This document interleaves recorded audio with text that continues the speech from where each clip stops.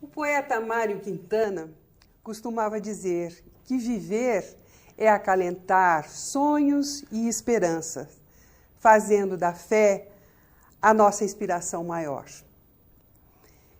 Que devemos buscar nas pequeninas coisas um grande motivo para ser feliz. Olá, amigos da TV Zoom, estamos iniciando mais um programa Atualidade Espírita. Uma realização do 8º Conselho Espírita de Unificação, que reúne em nossa região 15 casas espíritas. Casas estas que estão sempre de portas abertas para informar, para esclarecer e, acima de tudo, acolher todos aqueles que desejarem conhecer um pouquinho mais sobre a doutrina espírita. Durante todo este mês, a nossa sugestão de leitura é o livro Paulo e Estevão. Esta obra remonta ao nascimento do cristianismo, quando ainda imperavam as leis mosaicas. E ela é rica em detalhes sobre a vida dos primeiros cristãos. Discorre também sobre o funcionamento da Casa do Caminho, que foi fundada por Pedro, apóstolo, e por Tiago. E também nos relata a história de Saulo de Tarso, que se transformou em Paulo de Tarso, percorrendo várias cidades da região e com um único objetivo: levar a todos a boa nova. Então fica aqui mais uma vez a nossa recomendação do livro do mês, importante porque é um romance histórico e, além do mais, com conteúdo que nos traz bastante informação sobre essa figura tão importante para o cristianismo, que foi Paulo de Tarso. O nosso convidado de hoje é o Dr. Nilton Vieira, que já esteve aqui a semana passada com o nosso amigo Sandro e que discorreu sobre as cartas de Paulo. E hoje nós vamos continuar o assunto, porque é um assunto bastante amplo, vasto, e nós gostaríamos de agradecer a sua presença, o seu carinho para conosco, e gostaríamos que você desse as boas-vindas aos nossos telespectadores. Olá, telespectadores da TV Zoom. É um prazer, é uma grande satisfação estar aqui de novo para podermos conversar um pouco mais sobre Paulo de Tarso. Pois então já que vamos começar, nós perguntamos para você: quem foi Paulo de Tarso antes da conversão? Nancy, como você bem falou, inicialmente ele chamava-se Saulo de Tarso. E ele, antes dessa conversão, ou seja, do momento em que ele se transforma, ele se renova, ele se converte ao cristianismo pela presença de Jesus Cristo, ele era o doutor da lei. Ele era aquele grande conhecedor da lei mosaica. E ele não só conhecia, como ele levava a ferro e fogo tudo que estava contido dentro daquelas leis. Ou seja, ele queria o cumprimento de uma forma realmente total de tudo aquilo. Tanto que ele, na época que ele era o doutor da lei, ele perseguia, ele torturava, ele mandava matar todos aqueles cristãos, todos aqueles que não eram os seguidores da lei mosaica. E nessa atitude, realmente, ele criou uma perseguição muito grande, como você falou, e está contido na obra de Paulo e Estevão, aos cristãos. Tá? E ele realmente, ele tem um momento da vida dele em que ele se apaixona por Abigail, que era o grande amor dele, E uma das pessoas que ele mais persegue é justamente a figura que contém no livro Paulo Estevão, que é Estevão. E que ele não só ele prende, como ele tortura, e Estevão é levado à morte por apedrejamento. E naquele momento ele só descobre, né, quem era Abigail e o parentesco dela com o Estevão no momento da desencarnação de Estevão. E aí é quando ele rompe também com Abigail, né? E ela segue o caminho, Estevão desencarna e Saulo naquele momento ele fica um tanto perdido e continua todo o processo de perseguição aos cristãos daquela época. Aumenta, né? Até Aumenta. a sua ira contra o cristianismo, né? Exatamente, aumenta a ira dele, tanto que ele pede, naquele momento da desencarnação de Estevão, ele, em sequência, ele pede a autorização ao Sinédrio, que era aquele grupo grande, como um senado dos judeus, a autorização para que ele pudesse sair de onde ele estava, ir até Damasco, para continuar a perseguição aos judeus, e tinha a figura de Ananias, que seria, vamos dizer assim, um mentor dos cristãos, e que ele achava que era o grande causador do sofrimento dele, da separação, e, por consequência, o Cristo. Né? E que neste caminho, quando ele se dirige justamente a Damasco, que ele tem a grande visão, né, do Cristo naquele momento, ele tem a grande visão do que representava aquele cristianismo dentro da vida dele, dentro da vida da humanidade. Né? E é nesse momento que até nesse livro Emmanuel nos fala que, na verdade, eu até comentei com o Sandro na semana passada, ele não cai do cavalo, mas ele cai do camelo. Do camelo, né? é verdade. Mas na Bíblia a gente não tem a descrição de que seja um cavalo, mas só Emmanuel nos relata que ele cai do camelo, na verdade. Por quê? Porque ele vê na entrada de Damasco a materialização, aquela luz brilhante, maravilhosa, profunda, de Jesus. Ele não conhecia Jesus, na verdade. Ele até pergunta para Jesus quem é. Né? Pergunta, Senhor, quem és tu? E aí é que Jesus se apresenta para ele, e realmente naquele momento ele tem aquela tomada de consciência da vida toda, e uns milissegundos, toda uma reflexão sobre a vida dele, e ele cai em si. Eu acho uma coisa muito importante nesse momento, Nancy, a gente verificar uma coisa que Saulo ele já tinha a missão dele perante o cristianismo. Né? Se você for ver, ele era judeu de nascimento, ele tinha tido toda uma formação cultural grega, né? Que era o grande berço, vamos dizer assim, da cultura naquele tempo. Ele tinha estudado com Gamaliel, que era um dos grandes mentores do judaísmo naquele tempo, e ele também era cidadão romano. Sim. Tá? Foi essa uma das razões porque Saulo também foi decapitado no final da vida, porque ele tinha, como cidadão romano, o direito de ser decapitado.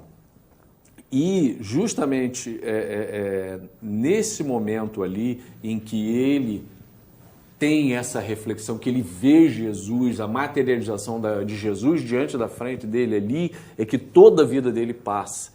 É como se Jesus chamasse ele à consciência. Sim. Saulo, por que tu me persegues? Fala para ele, não resista contra a lei divina. Né?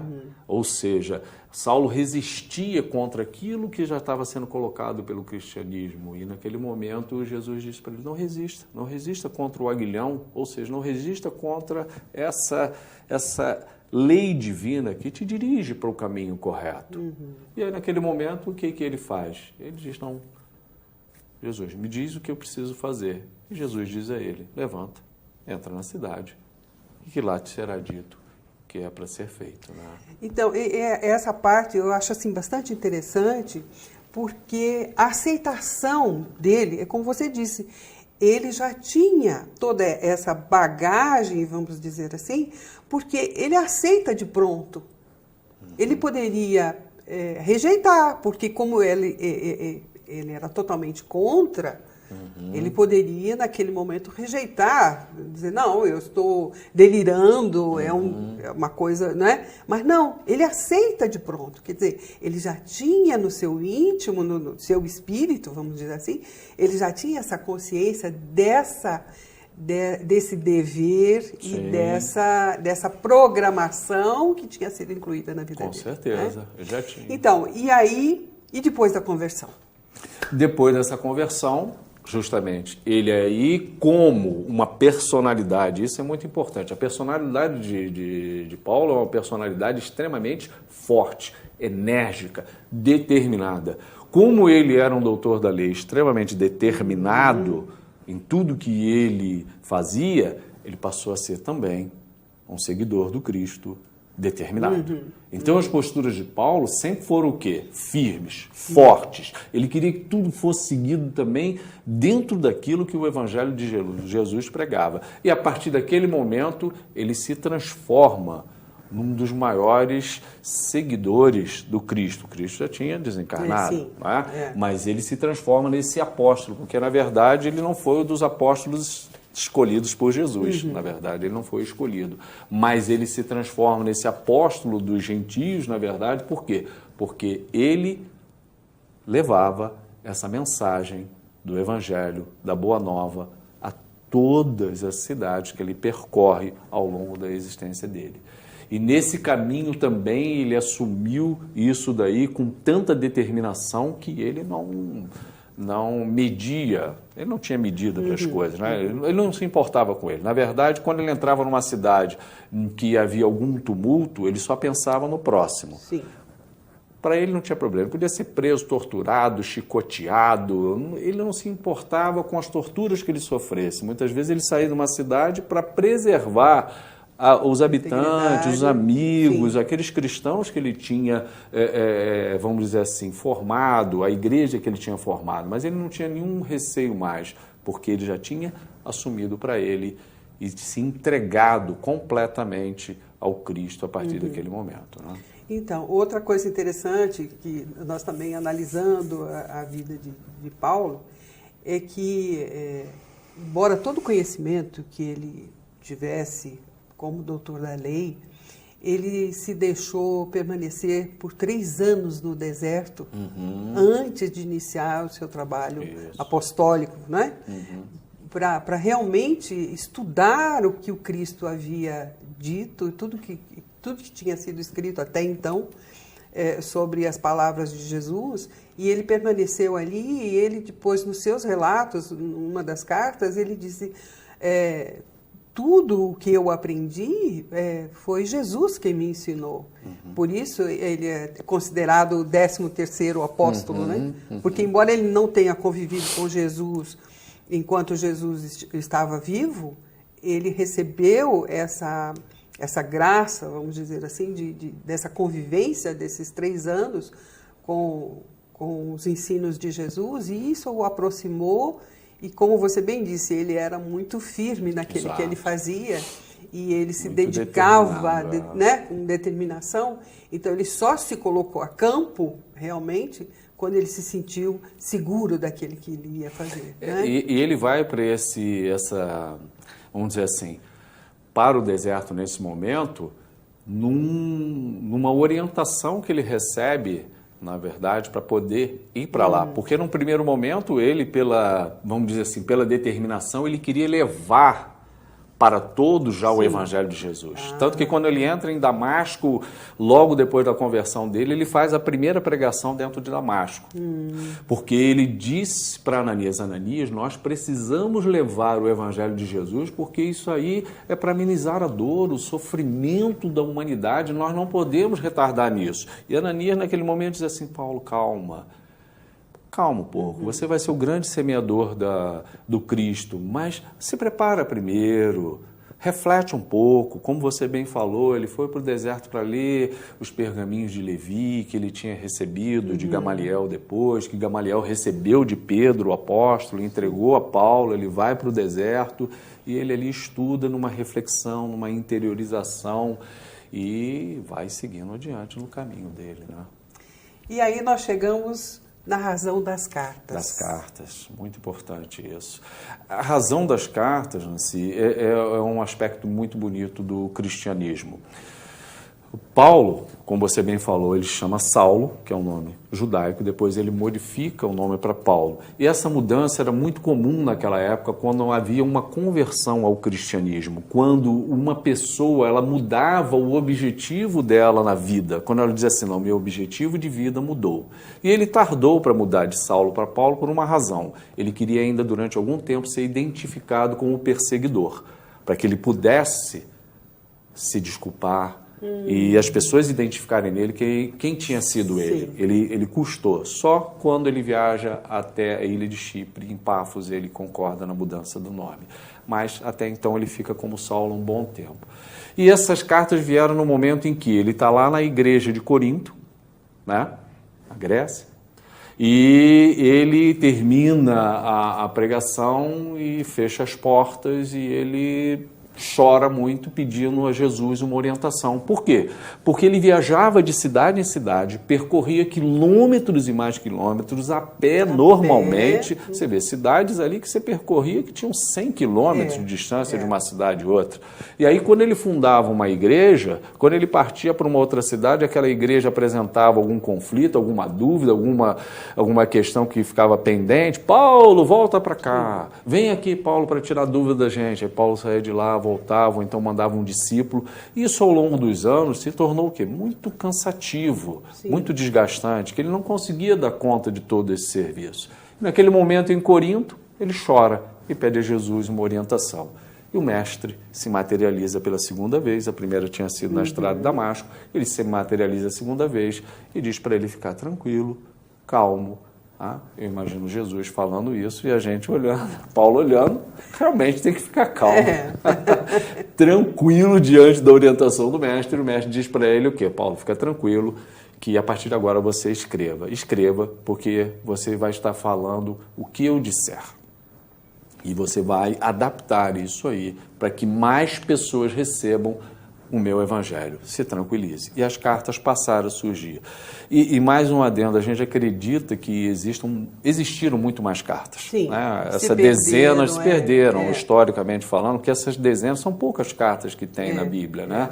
Então, acho que Paulo deve ter escrito uma quantidade muito maior, mas, infelizmente, ao longo, né, dos séculos, aí, nós fomos perdendo muito material histórico dessas cartas aí, mas tem muito conteúdo ainda dentro do que ele falava. Então, nós vamos discorrer sobre algumas cartas, mas nós vamos fazer o seguinte, nós vamos passar por um breve intervalo e depois nós já voltamos com esse assunto e tratando realmente das cartas aos Gálatas e a carta aos Coríntios. Então, nós já voltamos já.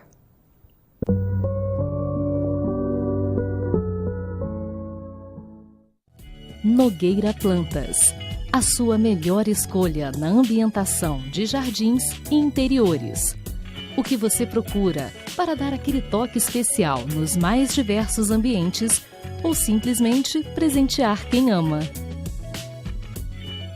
Ligue ou venha nos visitar.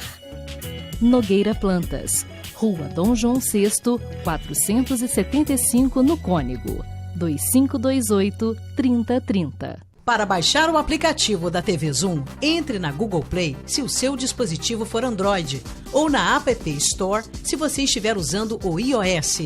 No campo de busca, digite TV Zoom e ache o nosso ícone. Clique no botão para baixar e aguarde a instalação. Pronto! O seu aplicativo TV Zoom já está pronto para você usar. Abra o aplicativo e veja o ícone ao vivo. Clicando nele, você assiste a nossa programação em tempo real, em qualquer lugar, 24 horas por dia. No ícone Vídeos, você assiste matérias do Zoom TV Jornal e programas exibidos durante a semana. Em Notícias, você confere informações sobre o mundo, Brasil e Nova Friburgo. E no botão Envie, você pode nos enviar fotos e vídeos diretamente do seu celular ou tablet. Baixe agora e descubra muito mais opções no seu aplicativo TV Zoom.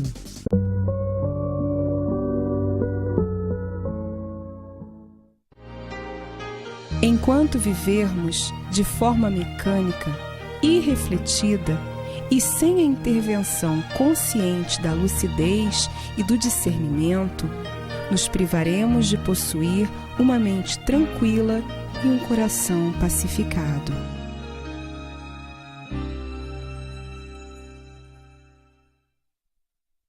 Queridos amigos, voltamos com esse assunto tão interessante do dia de hoje.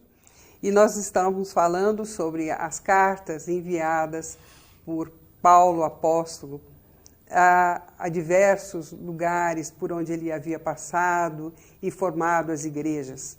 E por uma determinação do Mestre Jesus, ele passou a enviar essas cartas para aconselhar, para difundir ainda mais a doutrina cristã.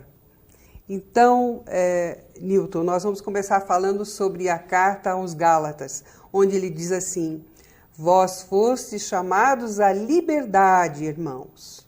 Entretanto, que a liberdade não sirva de pretexto para a carne, mas pela caridade. Colocai-vos a serviço dos outros, pois toda a lei está contida numa só palavra: amarás ao teu próximo como a ti mesmo. Como é que nós podemos interpretar? Primeiro, eu gostaria que você falasse um pouquinho sobre os Gálatas. Como você bem falou no início, Paulo ele escrevia cartas a povos, no caso, os Gálatas eram os habitantes da Galácia, como ele escreveu aos hebreus, como ele escreveu aos romanos, como ele escreveu aos filipenses, ou seja, ele escreveu a povos e ele também escreveu cartas direcionadas a pessoas, como ele escreveu a Timóteo 2 cartas, ele escreveu ao jovem Tito também uma carta, a Filemon, ou seja, então ele se dirigiu a pessoas e ele se dirigia a povos, com a finalidade de levar o quê? Respostas a perguntas, orientações, como eles falam na Bíblia, admoestações, ou seja, alertas, ou seja, ele trazia uma série de informações sobre o Evangelho, orientações que ele trazia ali dentro. E os Gálatas, justamente, era o povo da Galácia, que era uma área muito grande e que existem várias dúvidas, né, sobre a região inteira que ele escreveu, mas o fato é que ele escreveu a Galácia inteira, entende? A gente pode colocar dessa forma ao povo da Galácia, que no caso são os Gálatas. E nessa passagem aí, em que ele diz que sobre a liberdade, né, vós fostes chamados à liberdade, irmãos. E aí nós podemos começar a pensar sobre que liberdade é essa que Paulo estava falando. Tá? Ou seja, ele coloca primeiro que todos nós estamos sendo chamados pelo Cristo à liberdade. Ou seja, uma liberdade que é uma liberdade espiritual. Aí ele coloca mais adiante: entretanto, que a liberdade não sirva de pretexto para a carne. O que ele quer dizer? Eu estou falando numa liberdade, mas você pode ter uma liberdade diferente. Nós hoje podemos achar que a minha liberdade hoje na atualidade seja ter um emprego muito bom, ganhar muito dinheiro, ter um carro, fazer viagens, uma grande posição social. Isso significa uma liberdade para mim. Eu ter essa independência, o quê? Financeira. Ou eu ter uma liberdade de ter vários relacionamentos, me envolver com várias pessoas. Isso pode significar uma liberdade. Mas nós precisamos ter atenção no que o apóstolo Paulo fala, que não é bem isso. Essa liberdade pelo qual Cristo nos chama é uma liberdade espiritual e que ela vai passar por uma coisa chamada caridade. E essa caridade ela está diretamente relacionada ao amor. Ou seja, então ela ultrapassa qualquer conceito material. Ela não é uma questão material. Ela vai ser vivida tanto por um povo, hoje em dia, tanto essa liberdade vai ser vivida por um brasileiro, como um japonês, como um inglês, não importa. Essa liberdade é uma liberdade espiritual, ou seja, ela não é mais da carne. Então isso aí é um aspecto importante, porque isso traz, ou seja, o conceito, o cerne da questão do Cristo, em que ele traz um novo conceito, uma nova visão do caminho que nós temos que seguir, que é um caminho espiritual, que nós precisamos estar em contato com o nosso íntimo, e esse íntimo passa pelo amor a nós, o amor ao próximo, o amor a Deus. E dessa forma a gente pode exercer uma coisa importantíssima, que é a caridade. Aí a gente se liberta, a gente consegue a grande libertação, a gente consegue a paz que a gente busca. E Paulo aí fala, não confunda só com a carne, porque senão nós vamos a natureza fazer... inferior, não as coisas que dizem respeito à natureza inferior, mas as coisas que dizem respeito ao espírito. Sim, né? sim, exatamente, é o mais importante. E num outro trecho, ele diz assim, mas o fruto do espírito é o amor, alegria, paz, longanimidade, benignidade, bondade, fidelidade, mansidão e autodomínio. Contra estas coisas não existe lei, pois os que são de Jesus Cristo crucificaram a carne com suas paixões e desejos. Que lei é essa que ele se refere? Aqui a gente precisa fazer uma diferença aqui, porque a todo instante...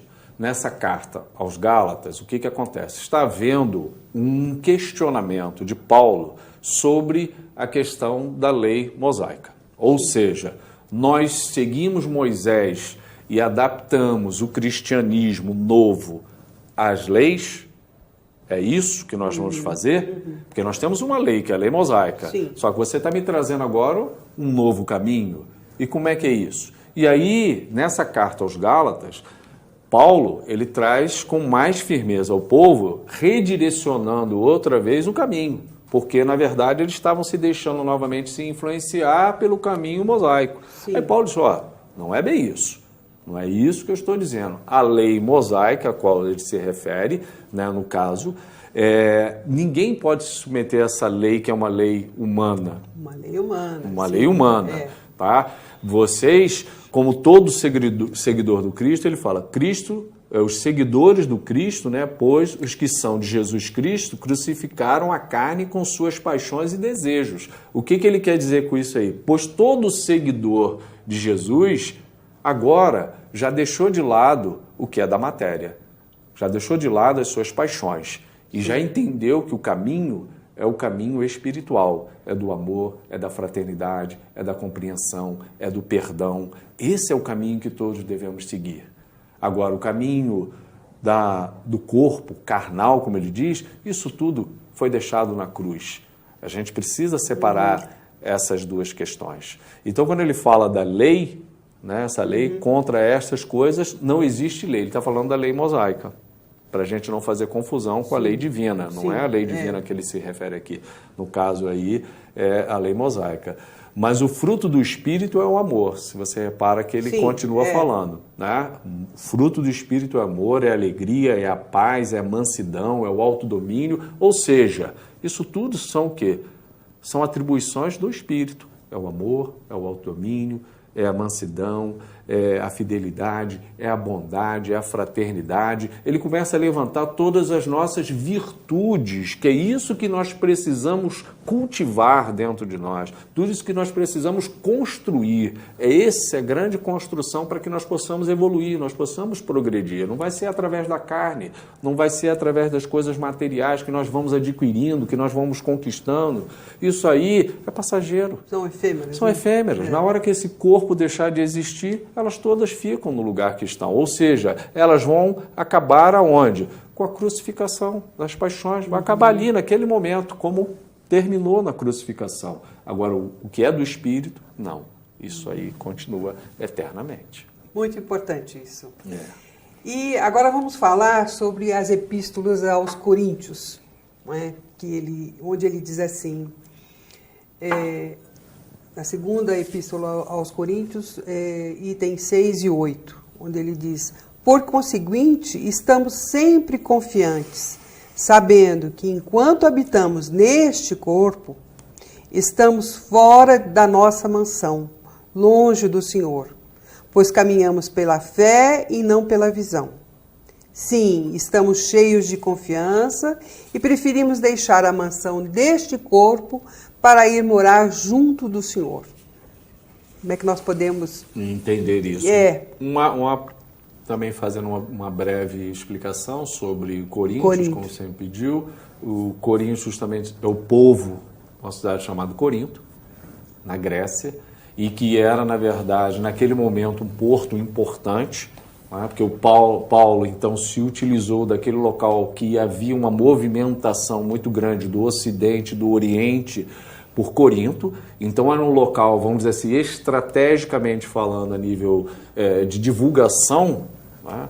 do Evangelho, porque era uma cidade de passagem ali. Então, transitavam várias pessoas de várias nações por aquele local, então tinha uma importância enorme naquele momento ali o Porto de Corinto. E não tinha uma estrutura, vamos dizer assim, espiritual boa. Eles não tinham. Era muito superficial, ainda voltada para uma compreensão ainda muito superficial do que representava a espiritualidade. E Paulo mergulha nessa cidade, tanto que ele escreve 2 cartas aos Coríntios.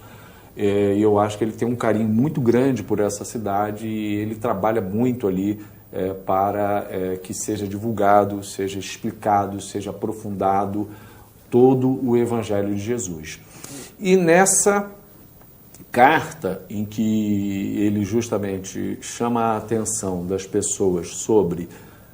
Aí é uma coisa importante esse trecho dessa carta, porque ele fala sobre um corpo, ele fala sobre uma mansão e ele fala sobre um local aqui e um local fora daqui. E se a gente reparar nesse texto, nós vamos verificar que... Aqui, por conseguinte, estamos sempre confiantes, sabendo que, enquanto habitamos neste corpo, estamos fora de nossa mansão. E Jesus já tinha nos dito que não é aqui a nossa vida espiritual, a nossa morada não é aqui. Ou seja, nós somos um ser espiritual, nós estamos de passagem na Terra. Então, esse corpo nos serve como um veículo para que a gente transite aqui, aprenda, aperfeiçoe, corrija, resgate, faça tudo o que for necessário aqui nessa terra de educação e de correção. Então, enquanto habitamos neste corpo, estamos fora da nossa mansão. Que mansão? Uma mansão espiritual, onde o Espírito vive, longe do Senhor, pois caminhamos pela fé e não pela visão. Então, ele traz uma coisa importante, que é um dos pontos que Paulo sempre bate, que é a questão da fé. Paulo sempre bate, todas as cartas dele, ele está sempre retornando à questão da fé, que é importante que a gente tenha isso como um instrumento que vai se transformar na raiz da nossa existência aqui, que é a fé. E que depois Allan Kardec, né, nos traz a questão da fé raciocinada. Que a gente não pode só acreditar cegamente, que a gente tem que pensar, a gente tem que refletir, a gente vê o que está fazendo, onde está acertando, onde está errando e usando essa fé aqui. E aí ele continua, né? Sim, estamos cheios de confiança e preferimos deixar a mansão deste corpo para ir morar junto do Senhor. E aqui ele já nos coloca a confiança de que quando a gente morre, entre aspas, morre o corpo. Que esse espírito, ele vai continuar além disso aqui. Para a sua verdadeira morada, né? Isso.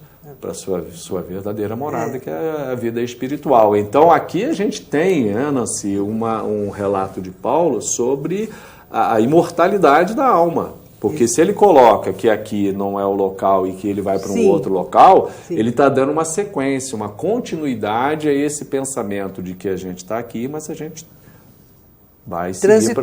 Transitório, exatamente. Eu acho muito importante estar contido num texto bíblico. Muito importante. E num outro trecho ele diz assim: porquanto todos nós teremos de comparecer manifestadamente perante ao tribunal de Cristo, a fim de que cada um receba a retribuição do que tiver feito durante a sua vida no corpo. Você vê, o que ele nos diz aí, né, Nancy? O que ele nos diz? É bem claro. Ou seja, tudo vai estar de acordo com aquilo que nós obrarmos, tudo que vai estar de acordo com o que fizermos, realizarmos. Não tem ninguém para interferir nisso aí. A justiça vai ser feita de acordo com as nossas obras, se para o bem ou para o mal. Então, esse tribunal, entre aspas, aí, esse julgamento vai ser feito apenas pelo quê? Pelas obras que eu realizei, na prática do bem, ou se eu optei pelo caminho do mal. E aí, vai ser feito o quê? Uma análise disso. Por quem? Vai ter alguém para julgar isso? Não tem um julgador. Nossa consciência já traz dentro dela tudo que nós precisamos para dizer isso é certo, isso é errado, esse caminho é bom, esse caminho é ruim, porque está tudo escrito dentro da gente, a lei divina está clara dentro da gente. A gente que não quer ouvir, a gente que não quer aceitar, a gente quer se rebelar, se revoltar, mas Deus já deixou registrado dentro de nós toda a lei divina do que é certo e errado. E Paulo aqui diz claramente isso para a gente. Não tem julgamento. Cada um vai colher aquilo que plantou. Que plantou. Não é? Semeou, vai colher aquilo que plantou. Ação e reação. Hoje eu faço uma coisa, isso vai retornar para mim, né? E aí vai ser pesado, vai ser avaliado, tem uma série de questões para serem colocadas aí dentro da justiça divina, porque acima de tudo a justiça divina é o quê? É uma misericórdia enorme, né? Porque Deus é muito misericordioso com a gente, porque se fosse seguir a justiça total, nós estaremos perdidos, né? Com certeza, com porque certeza. tantos erros que nós cometemos, né? Assim, que a exatamente. gente teria realmente uma condenação muito complicada. Mas quando ele fala, nesse trecho, quando ele fala da retribuição do que tiver feito durante toda a sua vida no corpo, nós podemos entender o seguinte, essa retribuição seria uma nova oportunidade de reencarnação também. Nós podemos entender como uma oportunidade de reencarnar para, digamos assim, uma missão maior. Porque se nós analisarmos a vida de Paulo, nós podemos chamá-lo de missionário, não é? Nós estamos aqui, a maioria de nós, sabemos através da doutrina espírita, para resgatarmos os nossos erros de existências passadas, mas podemos dizer assim que são mínimos aqueles que estão em missão na Terra. Mas sim, Paulo foi, com certeza, um missionário. E a sua missão foi justamente essa, levar aos povos de lugares bastante distantes, né, para a época em que ele viveu, não é? E levar a palavra de Jesus, difundir o cristianismo naquela época, uma época, como você mesmo disse, onde ele caminhava a pé, e ele fazia questão de ir a pé, né? Muitas vezes ele podia até se locomover através dos navios e tal, mas ele fazia questão de ir a pé para ir conhecendo as pessoas. Então, essa retribuição seria a missão, né, de uma oportunidade de uma nova missão. E nós sabemos que só os espíritos bastante evoluídos recebem essa missão, não é? Na doutrina espírita nós temos aprendido justamente isso, que só os espíritos bastante evoluídos. Então, o que nós podemos tirar fazemos esse fechamento, vamos dizer assim, da vida de Paulo apóstolo, né? Que ele foi um missionário. Sim, sem dúvida, ele foi um missionário. Você colocou uma coisa muito importante. Essa trajetória dele toda, essa viagem dele, é como se Jesus estivesse trabalhando, e estava trabalhando através de Estevão a todo momento dentro do espírito de Paulo. E se você observar do início das viagens de Paulo até o final, há uma mudança enorme daquele espírito. Há um avanço, uma progressão muito grande dele. Então foi uma viagem não só para conhecer, difundir, divulgar, mas foi uma viagem muito grande de interiorização dele, de autoconhecimento dele. E quando ele chegava nessas cidades também, era uma viagem de quê? De ele conhecer as outras pessoas naquele momento e elas se conhecerem, porque ele fundava as igrejas dentro das casas das pessoas, ele fundava as igrejas nas famílias. Eram comunidades, né? Comunidades, não eram igrejas como a gente pensa, enormes. Não, era dentro das famílias, dentro dos lares, ele identificava aquelas pessoas que eram mais, sintonizavam melhor, e ali eles começavam a ler os pergaminhos de Levi, a história de Jesus, iam refletindo sobre a vida de cada um, sobre o que cada um vivia, o que passava, as dificuldades, as dores, os sofrimentos, ou seja, era uma vivência cristã a cada dia que ele tinha nesses lares e que ele transformava o que se chamava de igrejas naquele momento ali. Entende? E ele ia passando de cidade em cidade. O único local que ele não conseguiu formar uma igreja foi justamente em Atenas, né? Que era o local que ele mais queria. E o que a história nos diz é que o discurso que ele fez em Atenas foi o mais inflamado. O que ele conseguiu reunir um grupo de pessoas, o maior grupo de pessoas, e que ele se sentiu muito frustrado, porque ele não conseguiu. Não, as pessoas ali... Eles trataram ele de uma forma indiferente. Ele saiu de lá completamente abatido de Atenas, porque ele achou que ali seria o local que ele disse assim, aqui vai ser o berço da onde eu vou fundar uma igreja maravilhosa cristã. E na verdade não foi, porque ninguém conseguiu ser sensibilizado, na verdade, tocado, porque era tudo razão. Ali a população estava só no raciocínio, mas o evangelho do Cristo não é uma razão, é um evangelho de amor. Então ele tem que tocar primeiro o nosso coração. Se você não sensibilizar com o Cristo pelo coração, não dá. Você tem que se sensibilizar pelo coração com ele, tem que ser aquele amor, você tem que ser tocado intimamente pelo Cristo aqui dentro. Tocou dentro da gente, aí o resto vai. Mas se não tocar dentro, e o povo de Atenas não se sensibilizou com as palavras de Paulo. E aí ele saiu de lá arrasado, ele saiu decepcionado, ele saiu de lá e aí foi recolhido, aí o pessoal, calma, Paulo, vamos lá, e Prisca apareceu, e o outro apareceu, e ajudaram, não sei o que, conduziram de novo para Corinto, e aí foi que ele foi pegando novamente o ritmo, porque imagina, um apóstolo desse também, como nós, e é uma coisa importante, Jesus é um espírito diferente de Paulo. A gente precisa entender essa hierarquia. Jesus é um espírito perfeito, é uma outra hierarquia.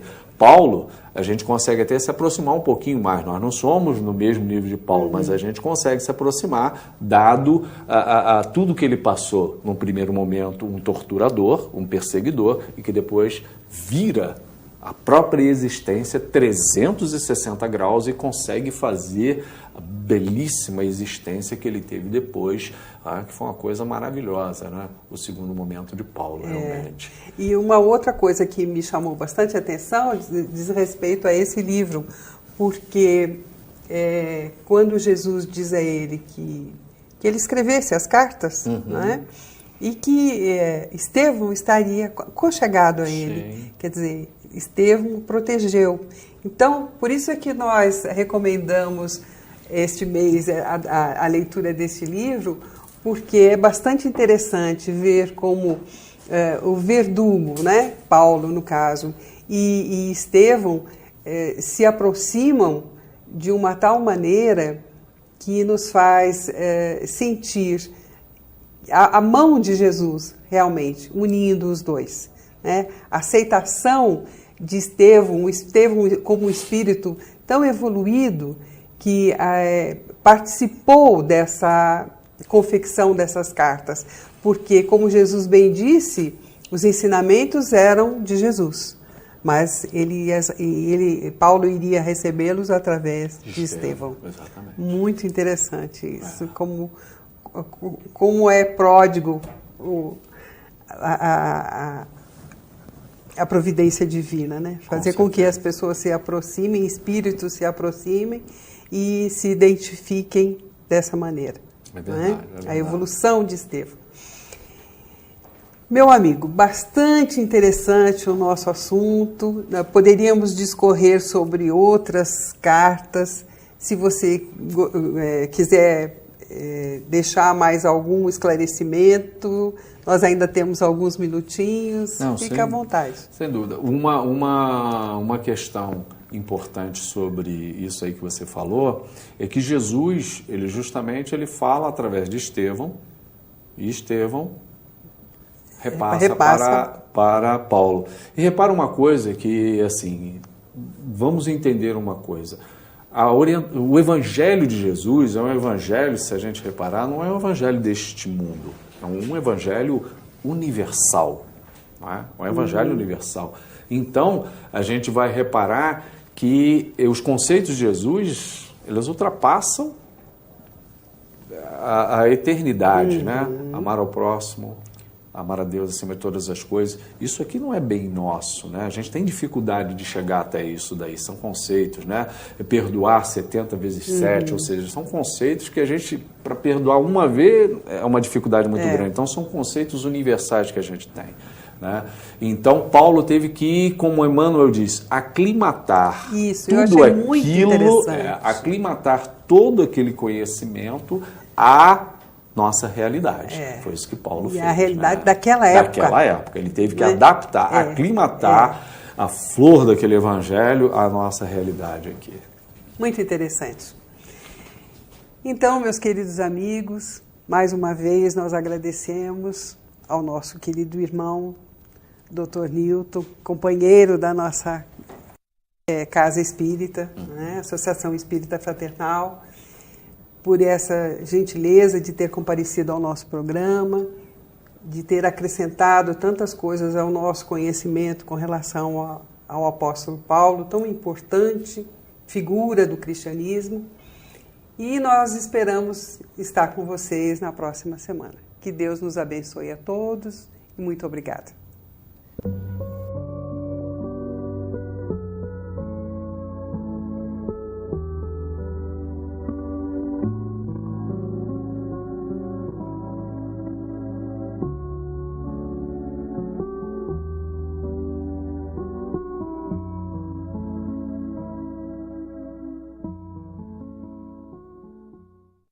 Este e outros programas você assiste no aplicativo TV Zoom.